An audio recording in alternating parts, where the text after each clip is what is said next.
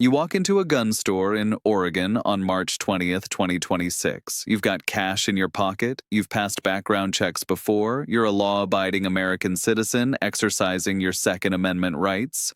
You pick out a rifle for hunting season. The dealer looks at you and says, "Where's your permit to purchase?" And you say, "What permit?" That's when you find out you can't buy that firearm. Not today, not next week, maybe not for months. Because 5 days ago, a law went into effect that you didn't even know existed, and now you're on the wrong side of it without having done a single thing wrong. Or maybe you're in Colorado planning to buy a backup AR-15 in September 2026, and the dealer tells you that you need to show proof of completing multiple training courses that cost several $100s and take days to finish. Plus, you need something called a firearms course eligibility card that requires fingerprinting and another background check before you can even enroll in the training. And you're standing there thinking, "I bought this exact same rifle a year ago with no problem. What the hell happened?" What happened is that right now, in January 2026, there are sweeping gun law changes taking effect across multiple states that are fundamentally altering how Americans buy, own, and carry firearms. And if you don't know about these changes in the next few weeks, you could accidentally become a criminal without ever intending to break a law.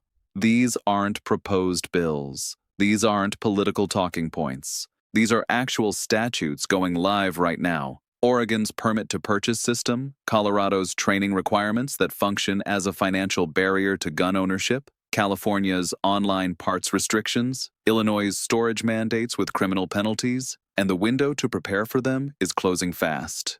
And if you care about your Second Amendment rights, if you believe Americans deserve to know when state legislatures are systematically dismantling constitutional protections, subscribe to this channel right now because 90% of gun owners miss critical legal updates like this, and I don't want you to be one of them. Hit that button, turn on notifications, drop a comment telling me your state and whether you knew about these laws before watching this video. Let's document how many gun owners are being blindsided by legislation they never heard about until it's too late. Now let's break down exactly what's happening state by state, what the deadlines are, and what you need to do immediately to protect your rights before these laws make it impossible. Oregon's Measure 114 has been trapped in court battles since voters narrowly approved it back in November 2022. Narrow approval. We're talking about a state where the Portland metro area outvoted the rest of Oregon and imposed restrictions on rural gun owners who had zero say in the matter. But here's what just happened. On March 12, 2025, the Oregon Court of Appeals ruled that Measure 114 is constitutionally valid under Oregon state law. Implementation date is now locked in for March 15, 2026. That's less than 2 months from when I'm recording this, which means Oregon gun owners have about 8 weeks to navigate a system that the state itself admits it's not ready to handle. So what does Measure 114 actually do, and why should every American, not just Oregonians, care about this? First, it creates a permit-to-purchase system. Before you can buy any firearm in Oregon, you need to obtain a permit from law enforcement. To get that permit, you must complete a firearms safety training course. You must pass a full background check that includes fingerprinting and photographing, as if you're a criminal being booked. You must pay a fee that can reach $65, and these permits are only valid for 5 years, after which you pay up to $50 again to renew. This isn't a concealed carry permit. This is a permit just to purchase a firearm, period. Second, there's no exception for private sales. None. If you want to sell your deer rifle to your neighbor, your buddy, your cousin, anyone, that buyer must have a permit to purchase. Every single firearms transfer in Oregon must now go through a licensed gun dealer, and the buyer must present that permit. This obliterates the concept of private sales as they've existed in America for centuries. It turns every transaction into a government-monitored, government-approved process where the state decides who gets to exercise a constitutional right. Third, magazine capacity limits. Measure 114 bans magazines holding more than 10 rounds. If you already own magazines over 10 rounds, you're grandfathered. You can keep them, but you cannot buy new ones. You cannot transfer them to anyone else after the law takes effect. Violating this is a Class A misdemeanor, which means you're looking at criminal charges, fines, potentially jail time for owning a piece of metal and plastic that was perfectly legal to buy and sell until the state decided it wasn't. Here's the part that should make every gun owner in America pay attention. Oregon lawmakers tried to delay this law until March 2026 because they openly admitted, the state wasn't ready to handle the permit applications. They knew the system couldn't process the volume. They knew sheriff's offices across Oregon didn't have the infrastructure, and they did it anyway. The courts ruled it constitutional, and now Oregon gun owners have 8 weeks to scramble for training courses that may not even be available, to get fingerprinted by law enforcement agencies that may not have appointment slots, to navigate a permit system that doesn't fully exist yet.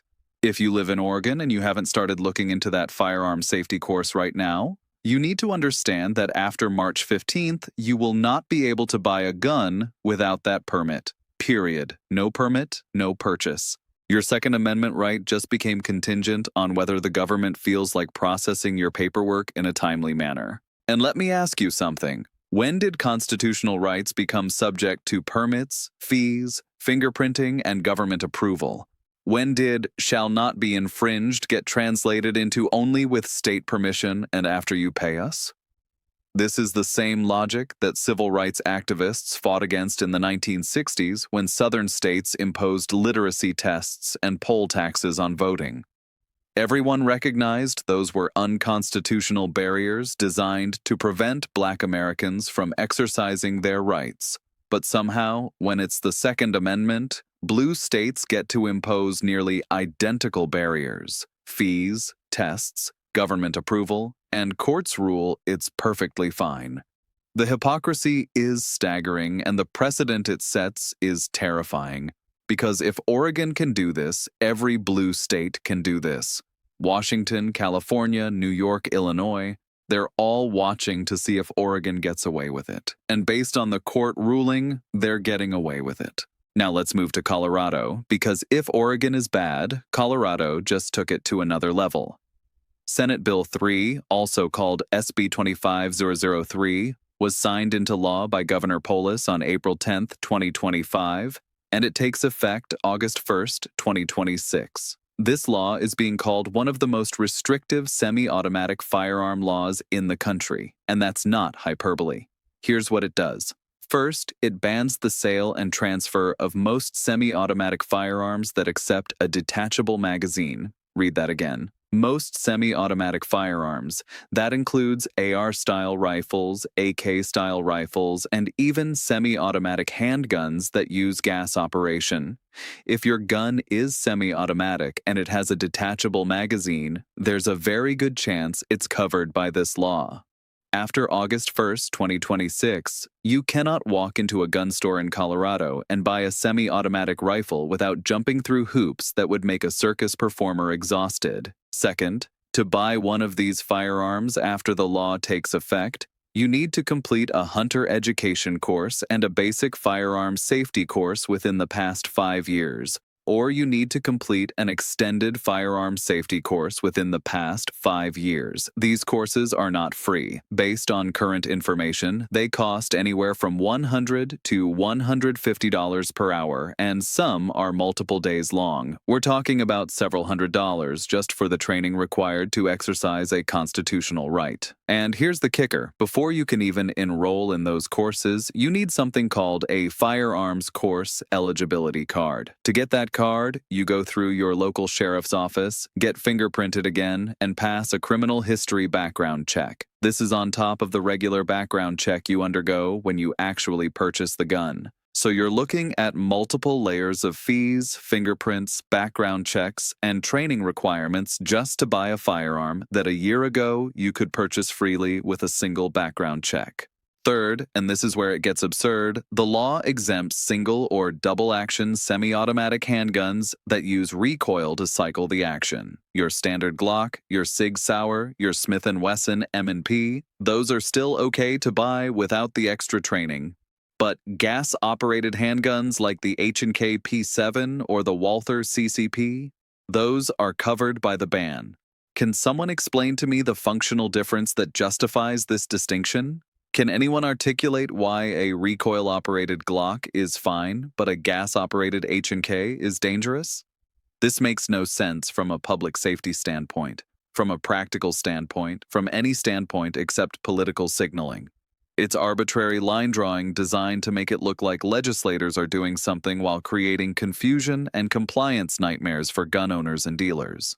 There's a grandfather clause. If you already own these firearms before August 1st, 2026, you can keep them. You can even transfer them to immediate family members, but selling them to anyone else becomes nearly impossible. And if you want to buy a new one after August, you better start planning right now to get that training done, get that eligibility card, and complete the background checks. Because once that deadline hits, the barriers go up and they don't come down. The law also bans what it calls rapid-fire devices, any device that increases the rate of fire beyond the standard rate. Bump stocks are federally legal again after the Supreme Court struck down the ATF rule in 2024, but Colorado is banning them at the state level. And the definition is so vague that people are legitimately concerned it could include aftermarket triggers or binary triggers. Nobody knows for sure because the law is poorly written, which means gun owners are left guessing about what's legal and what could land them in prison. If you're still watching and you haven't subscribed, you need to ask yourself why. This information could literally keep you out of jail. This isn't entertainment. This is documentation of constitutional rights being dismantled in real time.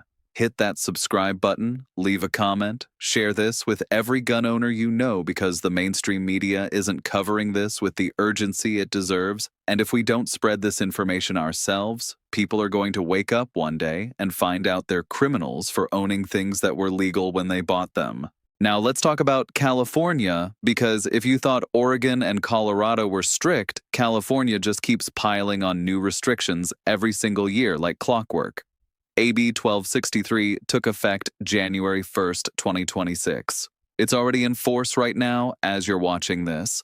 This law bans the online sale of firearm precursor parts and gun barrels to California residents unless the seller verifies the buyer's age and identity. What does that mean in practice? It means if you want to order a barrel for your AR-15, a slide for your Glock, or a parts kit online, the seller must verify you're over 21 and confirm your identity through some approved system. Many out-of-state retailers are just giving up. They're refusing to ship to California at all because the compliance requirements are too expensive and too complicated. So California residents are effectively cut off from online parts markets that gun owners in every other state can access freely. The law also expands California's definition of ghost guns to include unfinished firearm frames and receivers, and it bans the sale of unfinished barrels that could be used to build a firearm. If you're caught selling these items without proper background checks and serial numbers, you're facing criminal penalties. California also implemented SB 53, which took effect January 1st, 2026. This law requires universal mandatory storage of firearms. If you own a gun in California, you must store it in a locked container or use a locking device when it's not in your immediate possession. If you fail to do this and someone gains access to your firearm, especially a minor, you are criminally liable. The law also shortens the reporting window for lost or stolen guns from 72 hours down to 48 hours. If your gun is stolen and you don't report it within 48 hours, you could face charges. Think about that for a second. You're the victim of a crime. Someone broke into your home and stole your property. And if you don't report it fast enough, you become the criminal. Here's another California change coming down the pipeline. AB 127 takes effect July 1st, 2026. This law essentially bans the sale of many Glock handguns in California by imposing new micro-stamping requirements. Micro-stamping is supposed to stamp a unique code onto the shell casing every time the gun fires. The technology doesn't work reliably. It's easy to defeat. You can literally file down the firing pin. But California is requiring it anyway, which means manufacturers like Glock have said they won't be able to sell new models in the state. If you're a California resident and you want a new Glock, you better buy it before July because after that, your options disappear. This is death by regulation. California can't ban handguns outright because of Heller and McDonald, so instead they impose impossible-to-meet technological requirements that accomplish the same goal. It's circumventing Supreme Court precedent through legislative gamesmanship, and nobody in power seems to care that it's a blatant end run around constitutional protections. Moving to Illinois, because the restrictions aren't limited to the West Coast. Illinois just passed the Safe Gun Storage Act, Senate Bill 8, which took effect January 1, 2026. This law tightens requirements for how you store firearms, especially if you have children in your home. Guns must be stored in locked containers, making them inaccessible to anyone other than the owner. If a child gains access to your improperly stored firearm and someone gets hurt, you face serious criminal charges. Illinois also shortened the timeline for reporting lost or stolen firearms. You now have 48 hours from discovering it's gone, down from 72 hours. If you fail to report within that window, you face misdemeanor charges. So, Illinois is following California's playbook. Turn gun owners into criminals not for using firearms illegally, but for failing to follow storage and reporting mandates that have nothing to do with the crimes being committed. And then there's Virginia, where the battle is happening right now in real time. Virginia's 2026 legislative session just started, and there are multiple gun control bills moving through the state legislature. House Bill 217 is the major one. This bill would ban the sale, possession, transfer, and transport of what it calls assault firearms manufactured on or after July 1, 2026. That includes most semi-automatic rifles, many semi-automatic pistols, and some semi-automatic shotguns. The bill also bans the sale and transfer of magazines capable of holding more than 10 rounds if manufactured on or after July 1, 2026. If this bill passes, Virginia gun owners will face the same restrictions California and Colorado residents are dealing with. Here's the catch. Virginia has a divided government. These bills are facing strong opposition. It's not clear whether they'll pass. But if you live in Virginia, you need to be paying attention and contacting your state representatives right now because these bills could become law in the next few months, and once they pass, your window to buy closes immediately. Now, there is one piece of good news in all of this, and it's significant. On January 1st, 2026, a major change to the National Firearms Act took effect. The $200 tax stamp fee for suppressors, short-barreled rifles, short-barreled shotguns, and any other weapons was eliminated. You read that right. You no longer have to pay $200 to the ATF when you buy a suppressor or build an SBR. Now, before you celebrate too hard, understand this. You still go through the ATF approval process. You still submit Form 4 for transfers or Form 1 if you're making an NFA item. You still pass a background check. You still submit fingerprints and photos. The only thing that changed is the fee. But that's still a big deal because it makes suppressors and SBRs significantly more affordable for law-abiding gun owners. Machine guns and destructive devices still require the $200 tax stamp. So if you're looking at a pre-1986 transferable machine gun, you still pay that fee. But for everything else, it's now free. This is the first major federal reduction in gun control restrictions in years, and it happened quietly while everyone was focused on state-level battles. Here's what you need to understand about the pattern we're seeing. These state-level gun laws are all moving in one direction. More restrictions, more fees, more training requirements, more background checks, more barriers between law-abiding citizens and their constitutional rights. Oregon went from no permit to purchase to a full permit system in less than 4 years. Colorado went from almost no restrictions on semi-automatic firearms to requiring expensive training courses and multiple background checks. California keeps adding new laws every single year, each one chipping away at what gun owners can buy, own, or build. Illinois is copying California's storage mandates. Virginia is debating whether to join them. The pattern is unmistakable.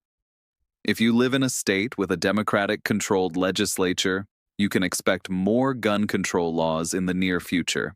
And if you live in a politically divided state like Virginia, you're going to watch these battles play out in your state capital every single session, with gun control advocates pushing further restrictions and gun rights advocates fighting to hold the line. So, what should you do? First, know your state's laws. Do not assume that because something was legal last year, it's still legal this year. Laws are changing rapidly, and ignorance is not a defense when you're standing in front of a judge. Second, if you're planning to buy a firearm, especially in Oregon, Colorado, California, or Illinois, do it soon. Don't wait until the last minute and discover you need to take a multi-day training course, obtain an eligibility card, get fingerprinted, and wait weeks or months for approval before you can make the purchase. Third, get involved. Contact your state representatives, show up to public hearings, join a local gun rights organization. These laws don't appear out of nowhere. They're the result of organized political efforts by well-funded groups that have spent decades building infrastructure to push gun control at the state level. The only way to fight organized advocacy is with organized opposition. And if you haven't subscribed yet, if you're still watching without hitting that button, you need to understand that this information expires. Once these deadlines pass, once these laws go into effect, the information becomes historical instead of actionable.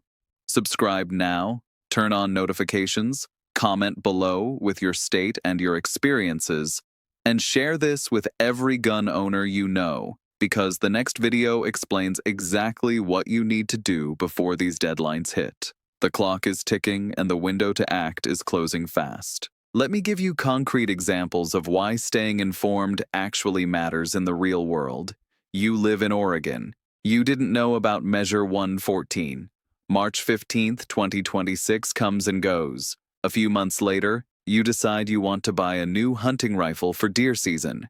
You walk into the gun store, pick out the rifle you want, fill out the background check form, hand over your ID, and the dealer looks at you and says, "Where's your permit to purchase?" You say, "What permit?" And that's when you find out you can't buy that rifle until you go through the entire permit process. Training course, fingerprinting, background check, fee payment, which could take weeks or even months depending on how backed up your local sheriff's office is. You miss hunting season. You miss the opportunity to buy that firearm when you needed it. All because you didn't stay informed about a law that fundamentally changed how gun purchases work in your state. Or you live in Colorado. You own an AR-15. You didn't know about Senate Bill 3. August 1st, 2026 comes and goes. A year later, you decide you want to buy another AR-15 as a backup. You go to the gun store and the dealer asks, "Have you completed the required training courses?" You say, "What training courses?" That's when you find out you need to spend several $100s and multiple days getting trained before you can buy that rifle. Or worse, you completed a hunter education course 6 years ago, so it doesn't count anymore under the 5-year requirement. You have to start from scratch. These aren't hypothetical scenarios. This is happening to real people right now. And the only way to avoid it is to stay informed and plan ahead before these deadlines lock you out of exercising rights you're supposed to have guaranteed by the Constitution. Here are your key takeaways, and you need to write these down. Oregon's Measure 114 takes effect March 15th, 2026. If you live in Oregon and you want to buy a gun after that date, you need a permit to purchase. Start working on that training course now. Colorado's Senate Bill 3 takes effect August 1st, 2026. If you live in Colorado and you want to buy a semi-automatic firearm after that date, you need expensive training courses and a firearms course eligibility card. Start planning immediately. California's AB 1263 and SB 53 are already in effect as of January 1st, 2026. If you live in California, you're dealing with restricted online part sales and mandatory storage requirements right now.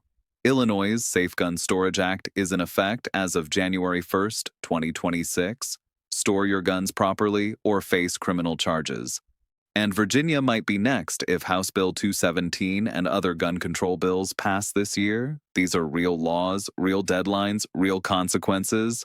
If you don't know about them, you could end up on the wrong side of the law without ever intending to break it. Subscribe to this channel right now if you're serious about protecting your rights. Hit that button, turn on notifications, leave a comment with your state, and share this video with every gun owner you know, because next week I'm breaking down the Supreme Court cases that could potentially overturn some of these state laws, and you absolutely cannot afford to miss that. Remember, this is educational content, not legal advice. If you have specific questions about how these laws apply to your situation, talk to a firearms attorney in your state. Laws change fast. Court challenges happen. What's true today might not be true 6 months from now. The only constant is that gun control advocates are organized, well-funded, and relentlessly pushing for more restrictions in every blue state legislature across America. And if gun owners don't stay informed, don't get organized, and don't fight back with the same intensity, we're going to wake up one day and find that the Second Amendment has been regulated into practical non-existence through 1,000 small cuts that nobody noticed until it was too late. Stay informed, stay legal, stay armed, and don't let anyone tell you that constitutional rights are negotiable just because a state legislature decided to ignore the words "shall not be infringed."